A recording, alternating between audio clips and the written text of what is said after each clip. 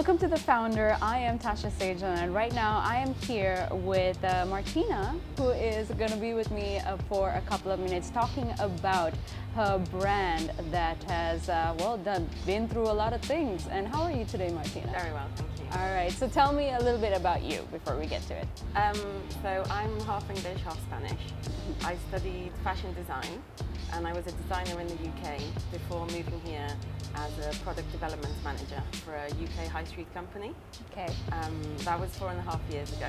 Okay. And I did that for 2 years. And then, having always worked in the fast fashion and mass production industry, and then being here and seeing the production side of it and the other end to what I knew, I just realized I didn't want to be a part of that anymore. So I decided to start my own brand. That's amazing. And first of all, congratulations on that. And also tell us a little bit more about your brand and what you've come up with so far. So the brand is a lifestyle brand.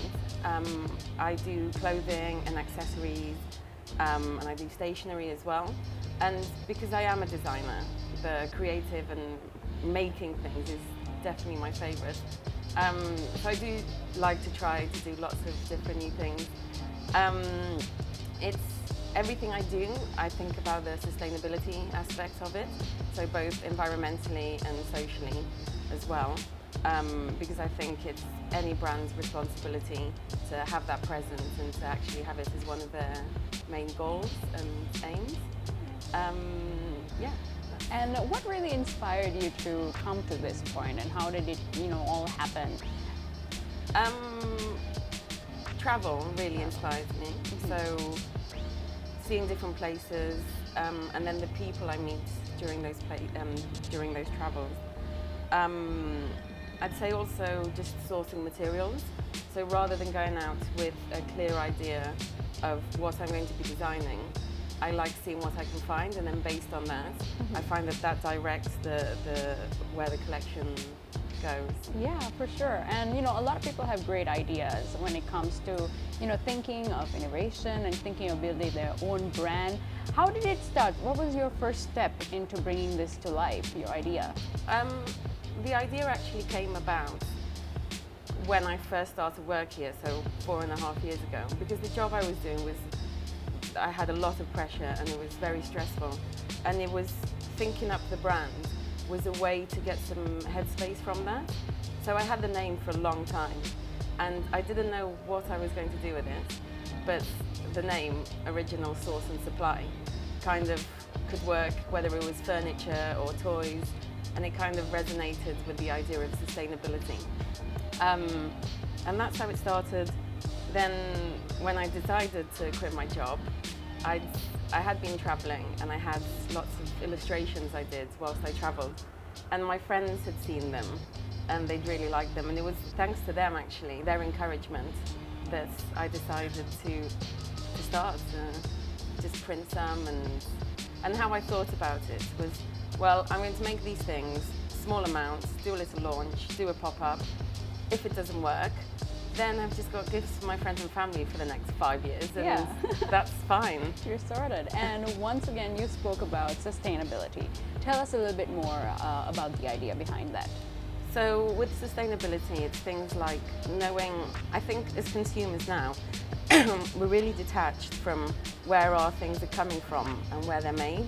So it's about going to the original source and trying to find out exactly where materials are made, who's making them, and being involved as much as possible in every process along the way. And even just any decision that is being made for the brand, thinking back, checking in and making sure that, for example, hand tags.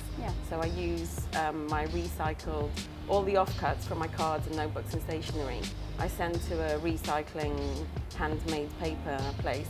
So it's using my own waste to then produce the hand tags. So obviously it would be a lot easier to just pop to the shop. That's really and buy interesting. some cards. Yeah, I know. It's so convenient too. Yes, it is, and also it takes longer to set the systems in place, but I think it's worth doing from the start, because it's easier to learn as you're growing rather than implement something and then try to change it. Martina, tell us what has been the most challenging part of your journey so far? I'd say getting started. Getting started. So just knowing where to begin, having loads of ideas and not knowing which one to pick. And then I'd say the fact that as a startup, I was on my own. So you can have strengths in one thing, but actually you're developing those as a new thing because you're doing it for yourself. But then as well, you're having to learn about business, about finance, about legalities, selling in shops, what are the conditions, deliveries, things that I wouldn't have perhaps thought of before. Yeah, for sure. And I believe, like, obviously you've gotten it all down now, you've started up, and it's still a journey. I know, well, yeah. Yeah. That might be an overstatement. And I have a feeling you know a little bit, a thing or two about success. So tell me in your words, what is the definition of success? I don't know if I'd define it as successful yet. Okay. It's definitely growing. So I suppose success can be measured by growth. So that's the thing. I think having stability also is a way of measuring success. Yeah. So can you sustain yourself? Is there a future? And what else? I'd say a bit cheesy, but happiness and being able so not just being stressed all the time, but actually being able to enjoy it. And I think the stress and the pressure and the working all hours and it's all you think about is normal. But then how long can that carry on for? Yeah, very well put together. And since we are here, of course, on The Founder, is there anyone in particular, any other founders that you would like to have dinner with? I'd say Ursula de Castro. Okay. She's the founder of the Fashion Revolution movement. That it came about because of the terrible accidents that happened in the factory in Bangladesh. Okay. So it's about making people aware of where clothes are coming from and how they're made. And it's a worldwide movement, and they spend the week, they've got hashtags, they've got lots of material. It's the whole movement of who made my clothes. So that's all over social media. And they're really good at kind of working with companies and having what they call a transparency index. So just actually coming up with all of that. And I think people can have really good intentions and maybe aren't comfortable about how are my clothes made, but doing something about it and doing it in such a dynamic way, I think should be great company. Should be a really interesting dinner. I wouldn't mind third wheeling. Yeah, come along. And one last question. Obviously, a lot of people have so many difficulties, I should say, coming up with their own thing, coming into a world like this and having their own thing and pushing forward with it. And it can be hard, and the hardship comes out of it. Tell us or tell them or give them a piece of advice that you would give to start up their own thing. Okay. So a business-minded person would probably disagree with me. But I'd say don't think of the too big a picture. Okay. Start small. Do something because I think if you've got an idea, try it. Okay. Try it. I don't think investing everything you've got. I think if you just do it as a passion because you really enjoy it, and then see where you can take it from there, and then grow and you can then adapt to the demand as well, rather than.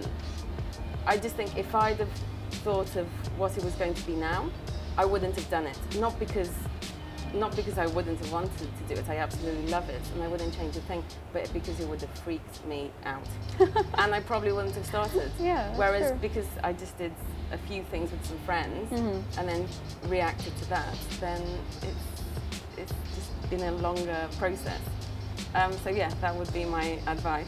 Beautiful. Thank you so much, Martina. I wish you all the very best of luck. Thanks. And hope things go pretty much all over the place for you. Thank you. All right.